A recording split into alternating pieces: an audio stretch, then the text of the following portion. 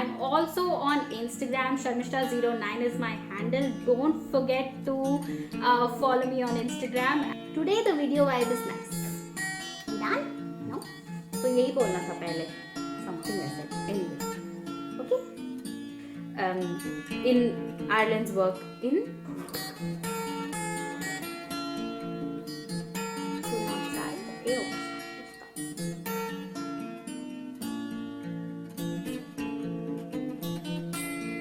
everybody and welcome back to my channel Alive to Tell a Tale. My name is Sharmishta and today I am back with another video. So in today's video we are going to talk about the most asked questions because it's August already and most of the students have their visa approved, have a lot of questions, some have their visas rejected and are in the process of appeal. So I thought this is a good time to address all these questions. I picked a few from Instagram and a few from the YouTube comment section. And today it's going to be all about answering those questions and along with that trying and shedding more light on some more information around the same topic. So just so that if I missed on to any questions in particular, then these will be answered. Before I get started with today's video, as most of you all know that I personally assist with admissions, university admissions abroad for UK and Ireland, and I also offer assistance with visa applications. So if you are trying to look for a consultant and you're completely alright with virtual consultants, then please go down. There is going to be a link. You can fill the form and someone from my team will get in touch with you. Another thing I wanted to add here is that I see that a lot of entries of students are before they have given their IELTS, as in they haven't given their IELTS yet. So I would personally recommend that if you've decided that you want to go and study abroad, then that's your first step. Go and give your IELTS and then go and fill the form. Be it which country you want to go to, what course you want to do, which university you're picking, all that comes after. But the first step is to do IELTS. Until and unless you do not want to give your IELTS and then go abroad to do your UK and Ireland, I would recommend that do not fill the form. Go ahead, finish your IELTS, get a score, and then we'll take it from there. Okay, so how am I going to do this? I don't know, first time. So probably I'm going to read the question first and I'll also put the question on the screen and then simultaneously answer. So the first one is, Hi Sharmishta, hope you're well and doing great. I'm a DevOps engineer with 8.5 years of experience. I'm planning to come to Masters in Ireland from NCI in cloud computing. Can you please provide me your reviews, like how it is to choose Ireland for Masters? What's the job market right now? Is it good for cloud and DevOps? Since you're an expert and have spent a lot of time in Ireland, can you please assist me with your reviews? Thanks. That's a lot of questions in one. Okay. First things first, clouds and DevOps is far from my league, but I still have some insights for you. When you say that you have 8.5 years of experience, in your industry, it's considered senior level. Second, if the intention is to only upskill, then I would recommend otherwise.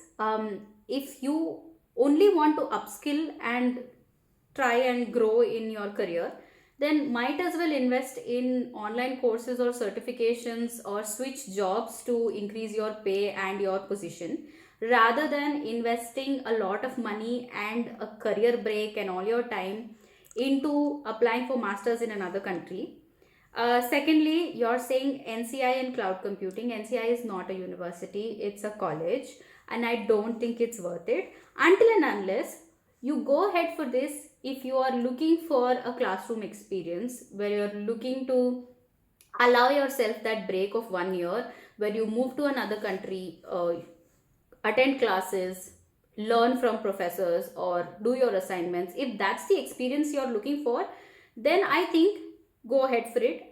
Once your course is done, because you come with a lot of experience, the right kind of jobs and the right kind of companies will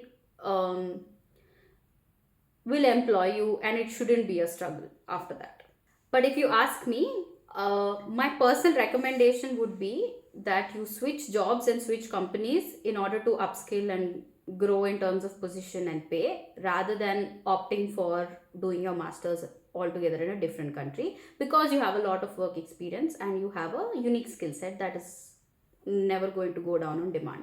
What I might also recommend is, why don't you try and apply for jobs directly? There are other visas that allow you to go to other countries. It could be job seekers visa, or you can try for Germany, UK. I also know a lot of people who've come to Ireland directly based on a job offer they have gotten from India straight. So try for that rather than um, attempting masters. That's what I would say. Okay, so next question. Hi sister. Hi.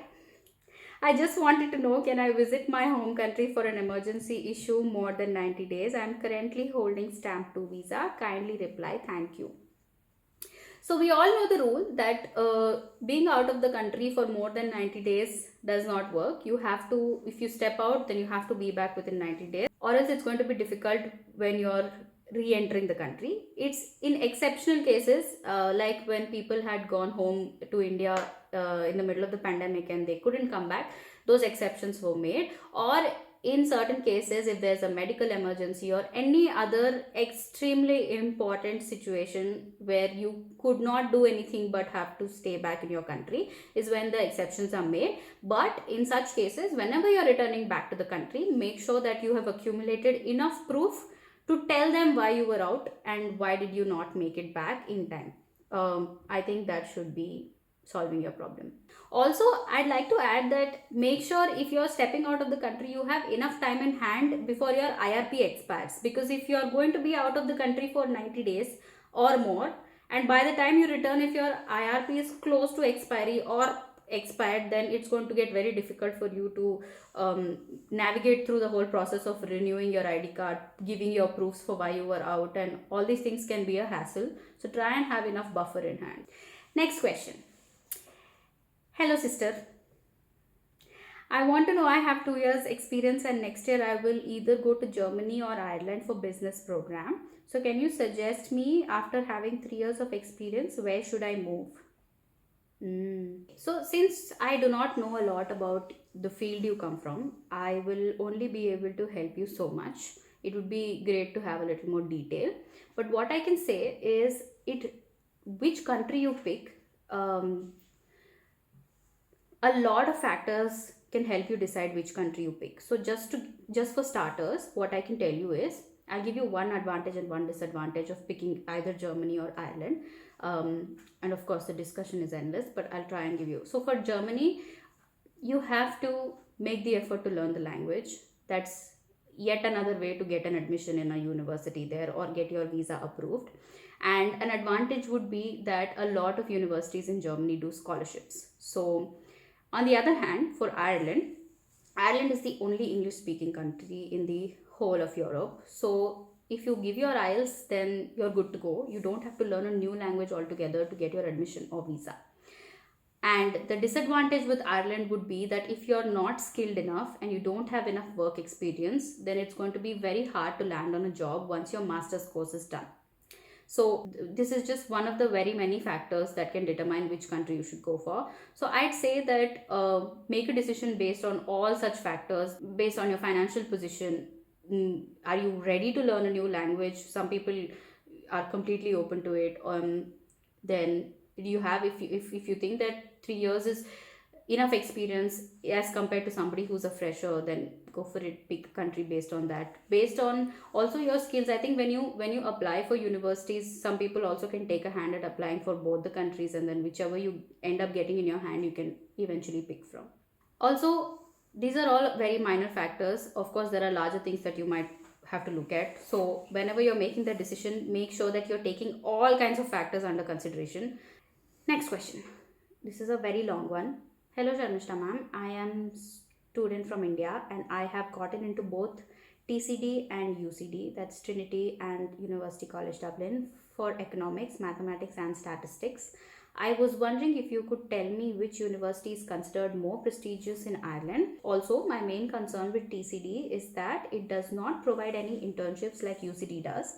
So how does TCD prepare its students to compete in the corporate world? Also, in your opinion, which university is better if you want to make a career in the financial sector? The course in UCD that I applied for is not a part of the Queen's School of Business. So keeping that factor in mind, can you please tell me which university is considered better and will help me out in this field? I really appreciate you taking out time from your busy schedule and helping me out. Thank you and regards.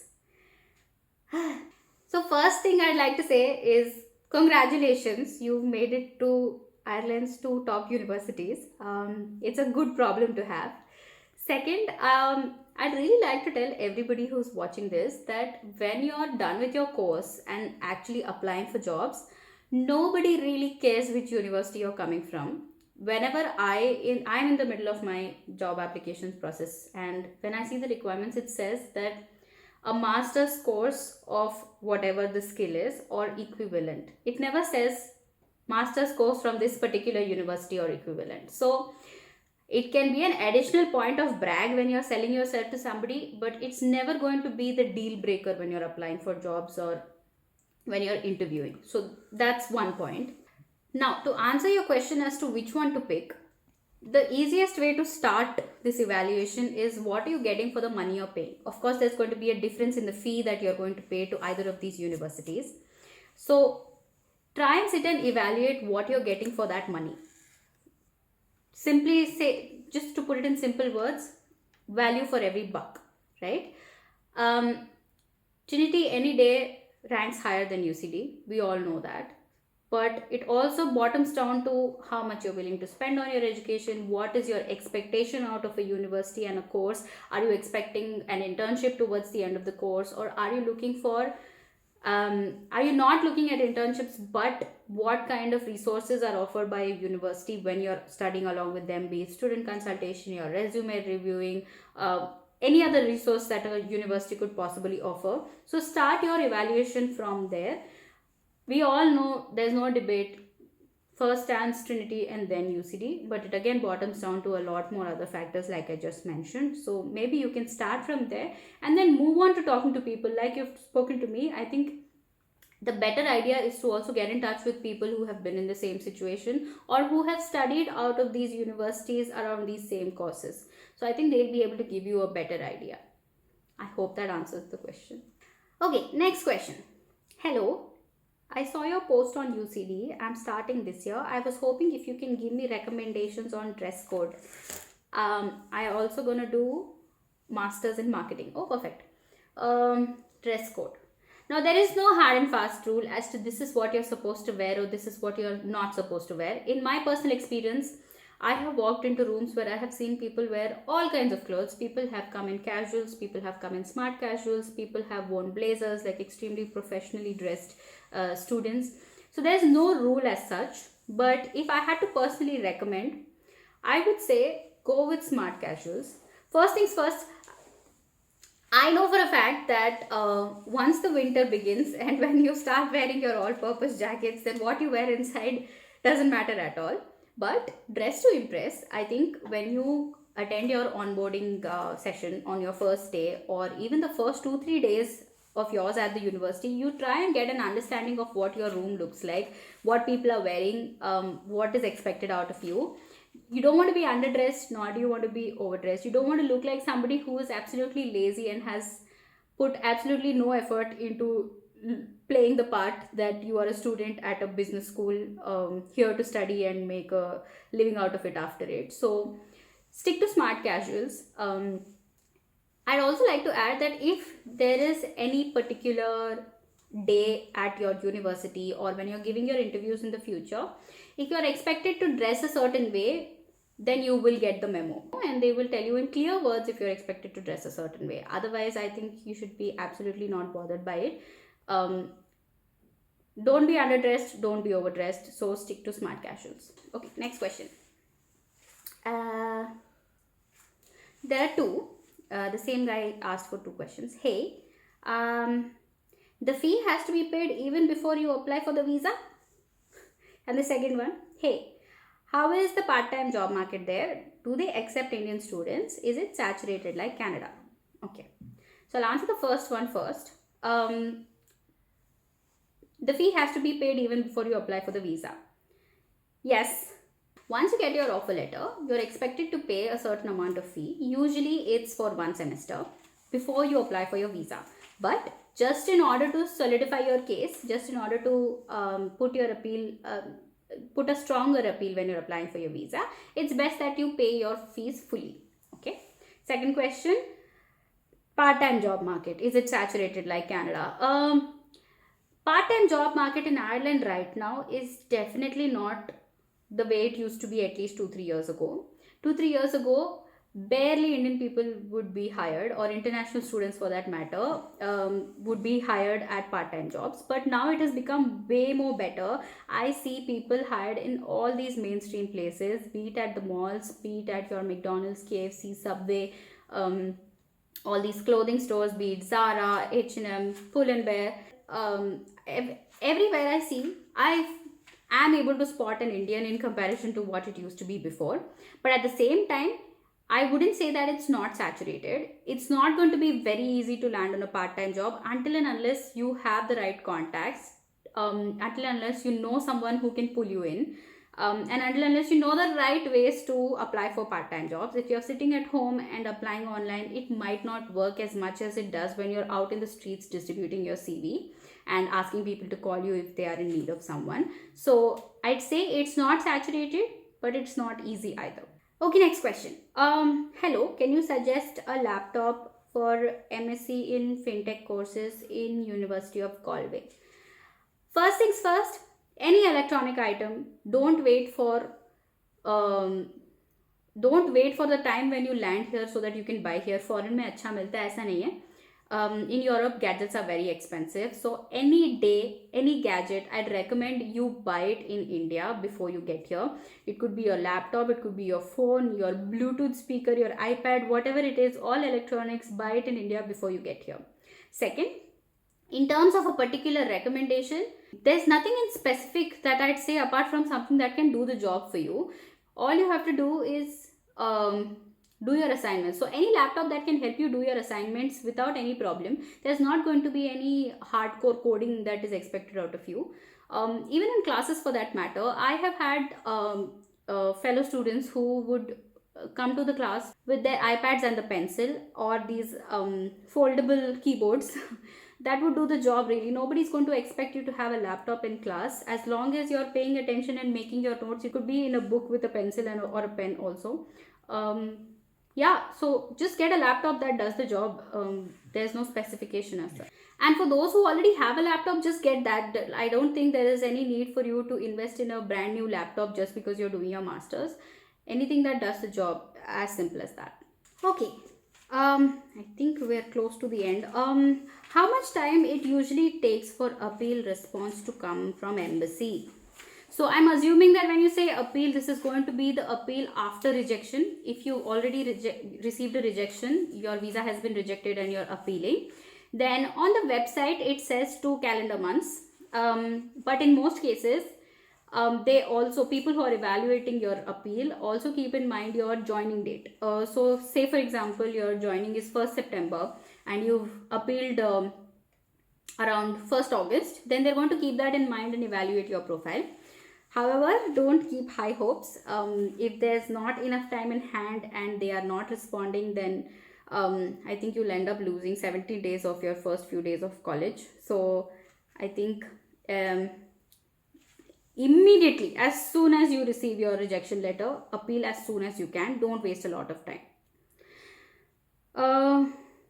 Around this, I'd also like to say that when you apply for your visa in the first place, in your first attempt, even for this, the website says that you will get your verdict in 30 working days or 30 calendar days, but it might take slightly longer than that. So be patient around that time.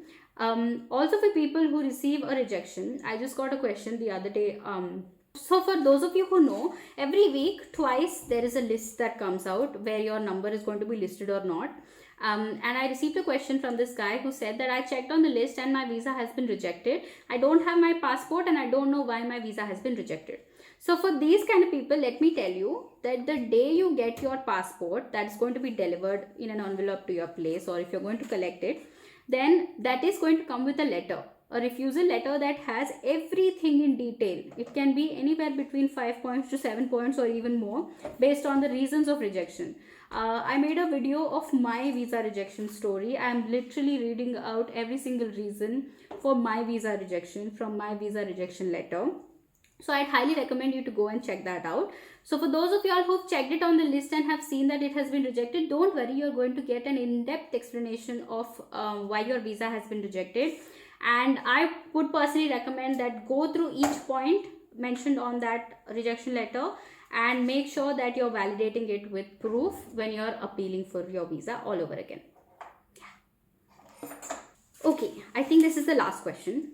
Hello Sharmishta. Hello. I am reaching out to you after watching one of your YouTube videos. I will be moving to Galway, Ireland in September as I have an offer for PhD. Congratulations. I had a few questions regarding visa application. Firstly, I wanted to know about providing accommodation proof. The Irish Embassy website doesn't mention anything about accommodation proof for visa. Secondly, is the offer letter from the university which says that I will be getting a stipend enough to show as finance proof, or should I show some money in my Indian bank account? I'm sorry for such a lengthy query. It's absolutely all right. First of all, congratulations for PhD. Second, to answer your question in two parts, accommodation. If it's not mentioned on the website, if your consultant is not recommending it to you, don't overthink it. It's not necessary. PhD also comes under a student visa, and for people who are doing their masters or their undergraduation, do not have to show their accommodation proof. So the same applies for someone who's applied for a PhD too. Okay. Next, talking about the financial part of it. Stipend is all right, and of course your offer letter talks about it, but any day I would recommend that when you're applying for your visa specifically to Ireland, make sure you're loading your documents with all the possible financial backup you can. This is to assure to people that you're not going to rely on the country for your living expenses. So it's always good to show old funds, nothing that's new. We all know that when it comes to UK, the funds can be as new as a month, but when it comes to Ireland, the funds have to be as old as 6 months or even more.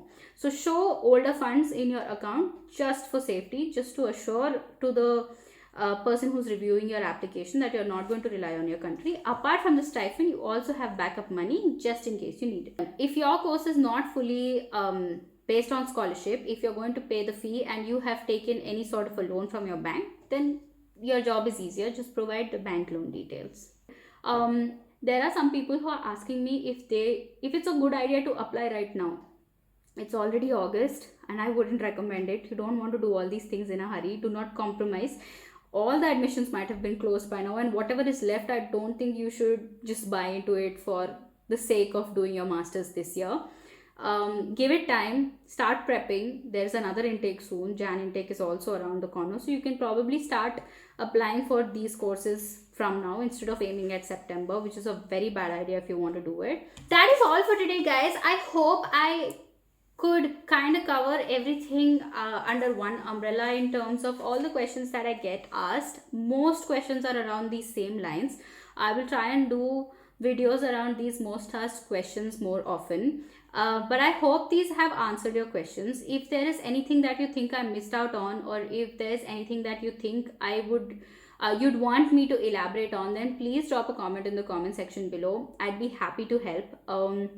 I also plan to do a newer version of what to pack, what not to pack, like I did 3 years ago, although that stays completely relevant. But out of my experience of living here for all these years, and like the second inning of me living here, I really think that I could have a newer, revised and a more relevant version of what to pack, what not to pack. I'm going to aim at releasing that video within this same month, because I know that a lot of you people are going to travel to Ireland very soon. Congratulations to everybody who's made it and who's in the middle of packing and booking their flight tickets. For everybody who have appealed, be patient. Don't worry, it will all work out for the good. Yeah, if you want my assistance with applications and with college applications and visa applications, then feel free to go and fill the form. If you have decided to go abroad and you don't know of which country yet, just go ahead and do the IELTS first and then fill the form, unless you're looking for an opportunity to go abroad and study in the UK without doing your IELTS. Okay, don't forget to like, share and subscribe to my channel A Life to Tell a Tale, and reach out to me for any questions. Until next time, see you, bye bye.